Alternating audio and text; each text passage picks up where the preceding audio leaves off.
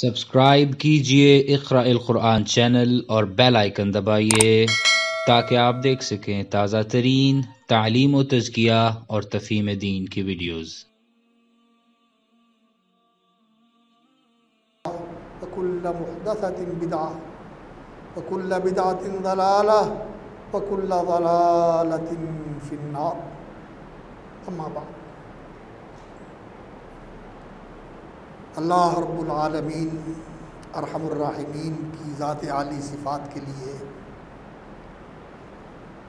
بے حد و حساب تعریف، تنزیہ و تقدیس اور شکر و سپاس کے مشاعر، کلمات، مراسم لائق اور سزاوار ہیں، مخصوص اور مستحق ہیں، اور اس کی تعریف ویسے ہی ہے جیسے خود اس نے اپنی تعریف کی ہے۔ سارے انسان بلکہ ساری مخلوق مل کر اللہ کی تعریف کا حق ادا نہیں کر سکتے، اور وہ ہر حال میں قابل تعریف ہے۔ اس کی ہر حال میں حمد و ثنا ہے۔ ہمارے جیسے بھی حالات ہوں، خوشی کے ہوں، ناخوشی کے ہوں، پریشانی کے ہوں، شادمانی کے ہوں، تکلیف درد کے ہوں، یا سکھ چین اور آرام کے ہوں، جیسے بھی حالات ہوں اس کے لیے تعریف ہے۔ الحمدللہ علی کل حال، ہر حال میں اس کی تعریف ہے، اس لیے کہ اس کی طرف سے خیر ہی خیر ہے، احسان ہی احسان ہے، نوازش ہی نوازش ہے، انعام ہی انعام ہے، دین ہی دین ہے، اور ہماری طرف سے کوتاہیاں ہوتی ہیں، ہماری طرف سے تقصیریں ہوتی ہیں، نالائکیاں ہوتی ہیں، ناشکریاں ہوتی ہیں، جن کی وجہ سے ہم پہ کوئی سختی آ جاتی ہے، آزمائش آ جاتی ہے۔ اللہ کا فرمان ہے اما اصابکم من مصیبت فبما کسبت ایدیکم، لوگو جو بھی تمہیں کوئی تکلیف پریشانی آتی ہے تمہارے ہاتھوں کی کمائی ہے، تمہارا اپنا کیا دھرا ہے، تمہارا اپنا یہ سارا کچھ کمایا ہوا اور بویا ہوا ہے جو تمہارے سامنے آتا ہے۔ وَيَعْفُو عَنْ كَثِيرٍ، اور وہ تو ایسا مہربان ہے کہ بہت ساری چیزوں سے درگزر کرتا ہے، پکڑ کرتا ہی نہیں ہے، معافی کر دیتا ہے۔ اس لیے تعریف اس کے لیے ہر حال میں وہ تعریف کا حقدار ہے۔ الحمدللہ وحدہ وَلَهُ الْحَمْدُ عَلَى كُلِّ حال، اور ہم اس کے رب ہونے پہ راضی ہیں، ہم اس کے بندے اس کے رب ہونے پہ راضی ہیں، اس بات پہ راضی ہیں کہ اس نے ہمیں یہ دین دیا، ہم اس دین کو دل و جان سے قبول کرتے ہیں، یہ اللہ کا ہمارے لیے پسندیدہ دین ہے، ہمیں بھی یہ دل و جان سے محبوب ہے، اور جو حالات ہمارے ساتھ گزرتے ہیں یہ بھی اس اللہ کی طرف سے ہماری طرف بھیجے گئے حالات ہیں، ہم پر اتارے گئے حالات ہیں، اور ہم پہ گزارے گئے حالات ہیں، ہم ان حالات میں بھی اس کی تعریف ہی کرتے ہیں۔ اللہ لک الحمد علی کل حال، اللہ ہمیں توفیق عطا فرما کہ ہم تیری نعمتوں کا شکر ادا کر سکیں۔ اعنا علی شکری کا، اور یا اللہ ہمیں توفیق عطا فرما کہ تیری طرف سے آزمائش آ جائے تو ہم صبر، تسلیم اور رضا کا مظاہرہ کر سکیں، ہمیں صبر و رضا اور تسلیم اور اللہ رب العزت کے لیے اللہ اکبر اس حال میں بھی احسان مند اور ممنون ہونا، اس لیے کہ ایک تکلیف ہوتی ہے، انسان جس تکلیف میں مبتلا ہوتا ہے وہ تو ایک ہوتی ہے، اس کے علاوہ اتنی اللہ رب العزت کی نعمتیں اور نوازشیں ہیں کہ انسان گننے بیٹھ جائے عمریں ختم ہو جائیں، اللہ کی نعمتوں کی گنتی نہیں کی جا سکتی، انہیں شمار نہیں کیا جا سکتا۔ ایک تکلیف کی وجہ سے اللہ رب العزت پہ انسان بگڑ جائے، نا نا نا نا نا۔ اور یہ تکلیف بھی جو آتی ہے، جو اس کے بندوں پہ آتی ہے، اس کے ماننے والوں پہ آتی ہے، لوگ پریشان ہو جاتے ہیں، لو جی ہم پہ آ گئی، فلاں بچ گیا، انہوں نے کنٹرول کر لیا، انہوں نے ایسا کر لیا۔ میرے بھائی اللہ اکبر، اللہ رب العزت کا عجیب معاملہ ہے، اللہ رب العزت کا عجیب معاملہ ہے۔ یہ کوئی بات میں اپنی طرف سے نہیں کہہ رہا، اللہ کے رسول کا فرمان ہے۔ اللہ کے رسول سے پوچھا گیا، اے اللہ کے رسول، اے اللہ کے حبیب، یہ تو بتائیں دنیا میں سخت امتحان کس کا ہوتا ہے؟ فرمایا نبیوں کا۔ اللہ کے سب سے پیارے امتحان ان کے کڑے۔ کیوں؟ جو خالص سونا ہوتا ہے 24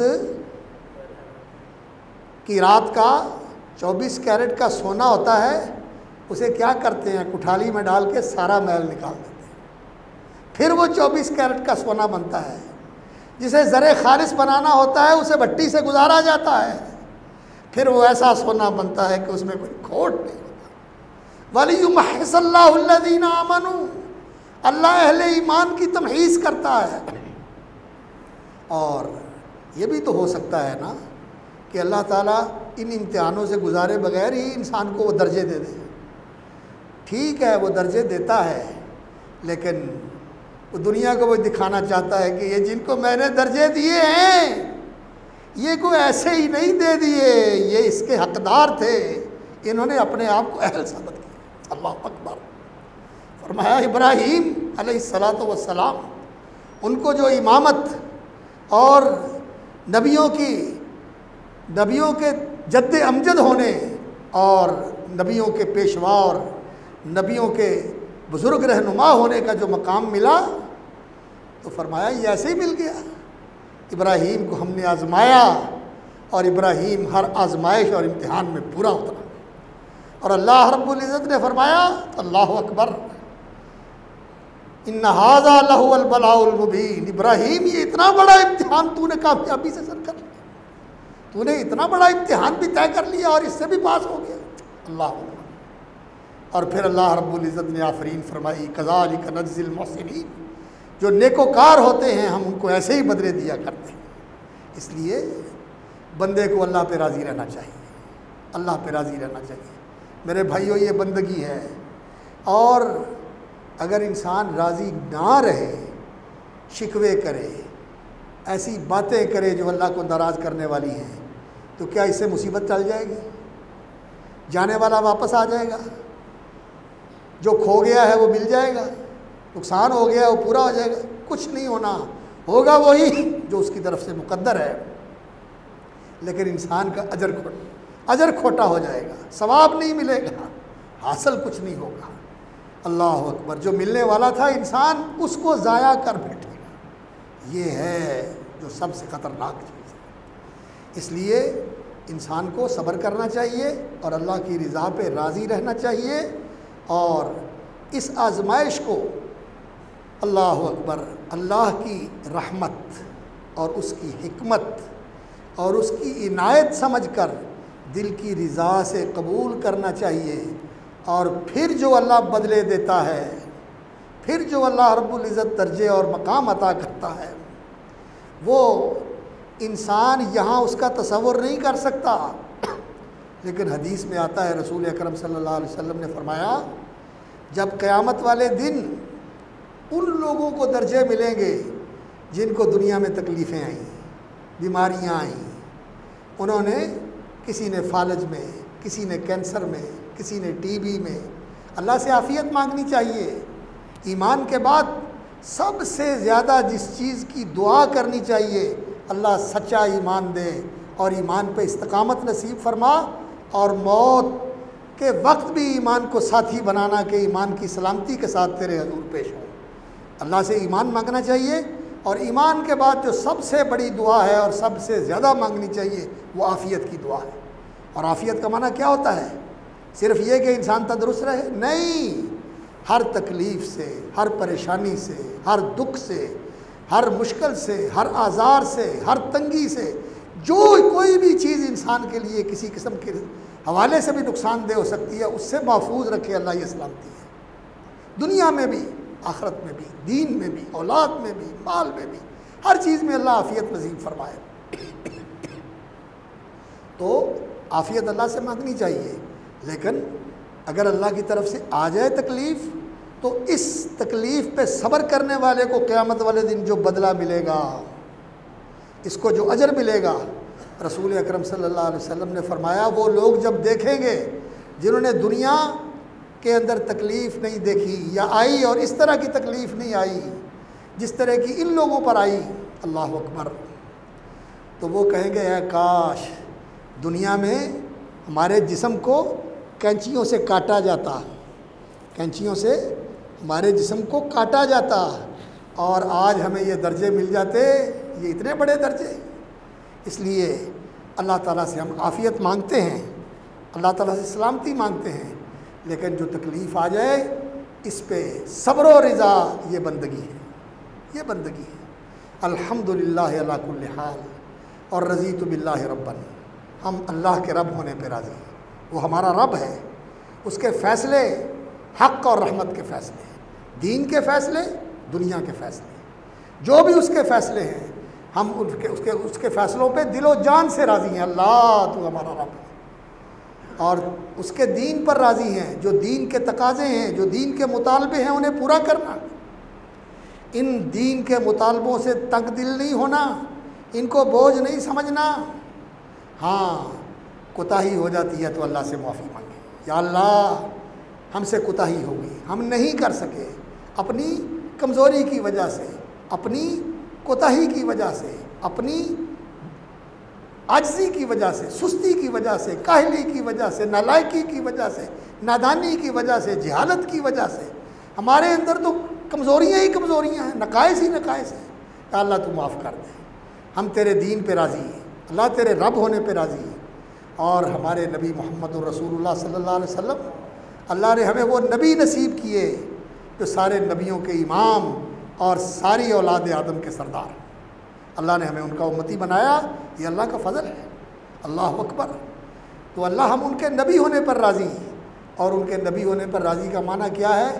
ان کے حکم، ان کے طریقے، ان کی سنتیں، ان کی ادائیں، جو چیز ہے جب انسان کو معلوم ہو جائے تو پھر انسان اس کو ادا کرنے کے لیے، اسے اپنانے کے لیے، اسے پورا کرنے کے لیے بےتاب ہو کہ یہ میرے نبی کی سنت ہے، یہ میرے نبی کا طریقہ ہے، یہ میرے نبی کا راستہ ہے، یہ میرے نبی کا فرمان ہے۔ پھر اس کی تعمیل میں اور اس کی اتباع میں اور اس کے اوپر چلنے میں انسان کو پس و پیش نہیں کرنا چاہیے، کوتاہی نہیں کرنی چاہیے۔ میرے بھائیوں، زندگی کا پتہ کوئی نہیں، زندگی کا پتہ کوئی نہیں ہے، کب کسی کا وقت آ جائے گا۔ اللہ اکبر، ہمارے سامنے ہوتا ہے، بڑی عمر والے بیٹھے ہوئے ہیں، بیمار ایڑیاں رگڑ رہے ہیں، سالوں سے ایڑیاں رگڑ رہے ہیں، وہ بیٹھے ہوئے ہیں، اور بھلا چنگا چلا جاتا ہے، کیا پتہ کب وقت آ جائے۔ اس لیے اللہ کے رب ہونے پہ راضی، دین اسلام کے ہمارے دین ہونے پہ راضی، اور محمد الرسول اللہ صلی اللہ علیہ وسلم کے نبی اور رسول ہونے پہ راضی، اور یہ رضا کا کلمہ انسان پڑھ لے، رضیت باللہ ربا وبالاسلام دینا وبمحمد صلی اللہ علیہ وسلم رسول النبی۔ اذان کے جواب میں بھی پڑھنا ہے اور صبح شام بھی آدمی پڑھ لے۔ اللہ کے رسول نے فرمایا جو آدمی صدقے دل سے پڑھتا ہے، اللہ فرماتے ہیں کہ میرے بندے میرے ذمہ لازم ہے میں قیامت والے دن تجھے راضی کروں گا، تجھے راضی کروں گا میں۔ اللہ اکبر۔ میرے بھائیوں، یہ زندگی اس لیے ہے کہ انسان اس زندگی کو قیمتی بنا لے، اور دوسری بات یہ ہے کہ یہ حالات جو گزر رہے ہیں، آپ جانتے ہیں کہ لوگ تنگی میں ہیں، پریشانی میں ہیں، بے روزگار ہیں، بھوکے ہیں، نادار ہیں، بڑے بڑے لوگ جو ہیں پریشان ہو گئے۔ اس لیے جس بندے کے بارے میں پتہ چلے اس کی مدد کریں، اس کی مدد کریں، اس کے کام آئیں۔ اللہ اکبر۔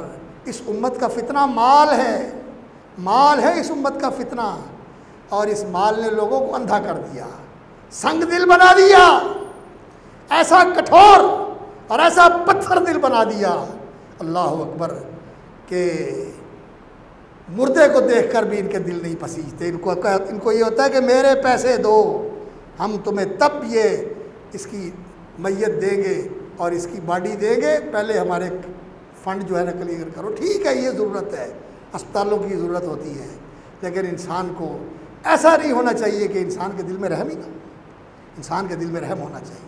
ہماری تاریخ تو یہ تھی، اللہ اکبر، یہاں بر صغیر کے ہمارے اطباء اور ہمارے معالج، اللہ اکبر، حکیم اجمل خان، حافظ حکیم اجمل خان جیسے، اللہ اکبر، لوگوں کا علاج بھی کرتے تھے اور ان کو وظیفے بھی دیتے تھے، آنے والوں کو کرایہ بھی دیتے تھے، اور جو نادار ہوتا تھا اس کا وظیفہ بھی لگا دیتے تھے اور ان کا علاج بھی کرتے تھے۔ ہماری روایت تو یہ ہے۔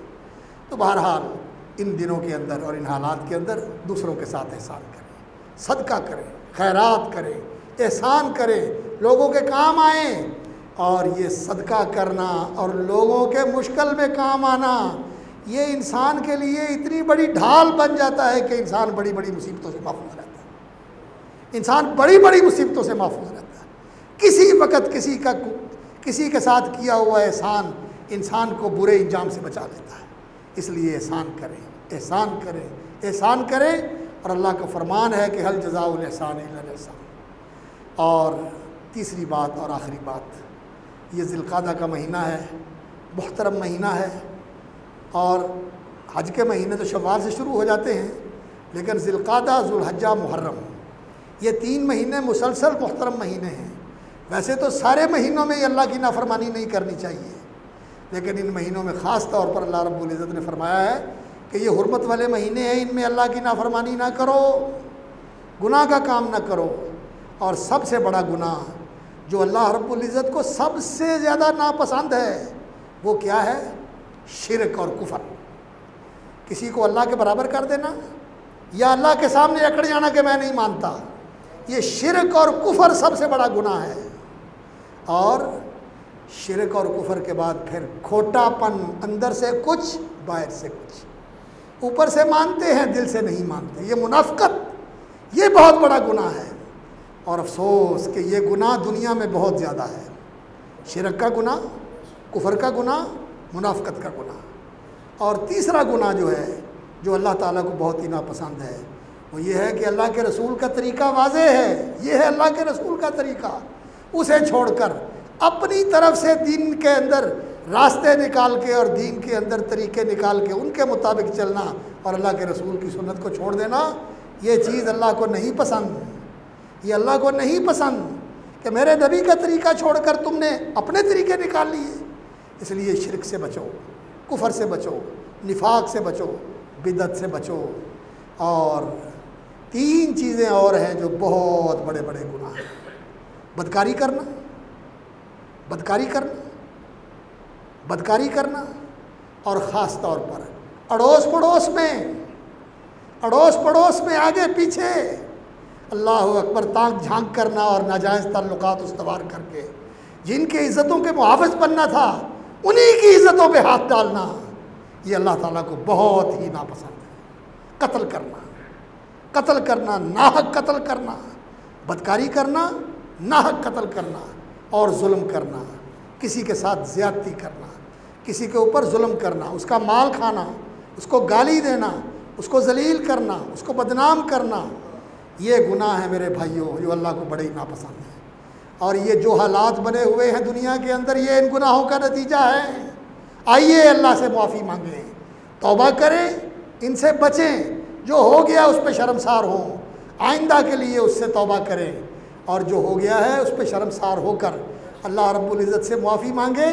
وہ ایسا مہربان ہے، وہ کہتا ہے میرے بندے اگر تو شرمسار ہو کر مجھ سے ڈر کے اور تائب ہو کر آ جائے اور تو اتنے گناہ لے کے آ جائے جتنی یہ زمین و آسمان کا خلا ہے، تو میں اتنی ہی مغفرت لے کے آ جاؤں، میں تجھے بخش دوں گا اور مجھے پرواہ کوئی نہیں ہے۔ اللہ تعالیٰ معاف کرنے والا ہے۔ توبہ کریں، اللہ رب العزت سے استغفار کریں، توبہ اور استغفار سے اللہ رب العزت برے حالات کو اچھے حالات میں بدل دیتے ہیں۔ آج ہمیں اجتماعی توبہ کی ضرورت ہے، اللہ سے معافی مانگنے کی ضرورت ہے، اور جمعے کا دن میرے بھائیوں اور میری بہنوں اس کی قدر کیا کرو۔ یہ جمعے کا دن بڑا مبارک دن ہوتا ہے، اور خاص طور پر عصر کے بعد سے لے کر مغرب تک کا وقت، یہ تو ایسا قیمتی وقت ہوتا ہے کہ اس کا ایک لمحہ ضائع نہیں کرنا چاہیے۔ تابعین اور صحابہ تو ایسے تھے، عصر کی نماز پڑھ کے مسجد میں بیٹھ جاتے تھے، کسی سے بات بھی نہیں کرتے تھے، اور ایسے ایسے معاملات ایک میں پڑھ رہا تھا واقعہ کسی بزرگ کا، ان کے بھائی کی آنکھیں چلی گئیں، نابینا ہو گئے۔ انہوں نے اپنے بھائی سے کہا میرے لیے دعا کرو، نیک آدمی تھے اس کے بھائی، نیک آدمی تھے، انہوں نے کہا اس میرے لیے دعا کرو۔ میں نے کہا اچھا میں دعا کروں گا۔ جمعہ کا دن آیا، عصر کے بعد بیٹھ گئے دعا کرنے کے لیے، شام تک دعا کرتے رہے، اللہ نے اس کی بینائی بحال کر دی۔